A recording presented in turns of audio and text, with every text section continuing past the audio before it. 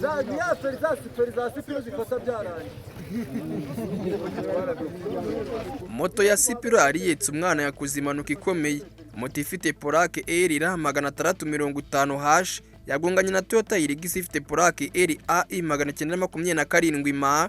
Abari bayirimo barakomereka ndetse umwana wari uhetswe kuri iyo moto akomereka bikomeye cyane. Ibi ngibi byabaye kuri tariki ya 15 z'ukwa 2026 bibera mu mujyi wa Kigali mu karere ka Gasabo umurenge wa Jabana mu muhanda w'igitaka uvanya cyangwa werekeza Rulindo Mukoto. Ibi ngibi byabereye mu ihuriro ry'umuhanda ushamikiye ku muhanda munini ubwo moto yavaga mu gahanda kajya mu mudugudu yahuye n'iyo modoka ya Toyota Hilux iva muri uyu muhanda munini yerekeza muri aka gahanda kajya mu mudugudu iyo moto yavagamo. Ababonye biba bavuga yuko ngo ikibazo ari umuntu wari utwaye iyi moto ariko ngo yaguye mu modoka yari yamaje guhindura icyerekezo mu gihe abaza amategeko y'ubarizwa ryo kugendera mu muhanda bavuga yuko ngo ikibazo ari uyu mushoferi utwaye iyi modoka ya Toyota Hilux kubera ko ngo bizwi yuko ngo umuyobozi w'ikinyabiziga mbere yo guhindura icyerekezo abanza akareka ibinyabiziga biri mu cyerekezo avamo nicyo aganamo bikabanza bigahita ubundi akabona guhindura icyerekezo. Ibyo rero ntabwo byubahirijwe ahubwo moto yaje sekurana n'iyi modoka gusa ku bw'amahirwe iyi modoka iyikandagira igice cy'imbere ndetse no ku rubavu rwayo gusa umushoferi ahita ahagarara byihuse. Wari utwaye iyi moto yakomeretse bikomeye akaba yajyanwe kwa muganga igitaraganya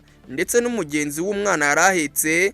Icyakora umushoferi utwaye iyi modoka nawe yahise ahagarara aho yari ageze nubwo ntacyo we yabaye gusa ahita akora ubutabazi kuba yari agonze kugira ngo bitabweho. Nubwo hataramenyekana ukuri ku cyateye impanuka gusa iperereza racyakomeje kugira ngo bamenyekane neza kabitera kuko ibimenyetso bigaragazwa n'abaturage ari bikekwa. Wibuke kandi ngibe nyuma y'uko umuvugizi wa polisi mu ntara y'umujyi wa Kigali CP Gahonzire Laris yibukije abatwara ibinyabiziga bose kurushaho gutambukana ubwitonzi kugira ngo barusheho gukumira impanuka za hato na hato zo mu muhanda. Kwavuye abakomeretse bajyanwe kwa muganga ndetse n'abakomeza iperereza bakomeje gushyira mu bikorwa inshingano zabo. OB Time News mu ntara y'umujyi wa Kigali mu karere ka Gasabo ahazwi nka Nyacyonga.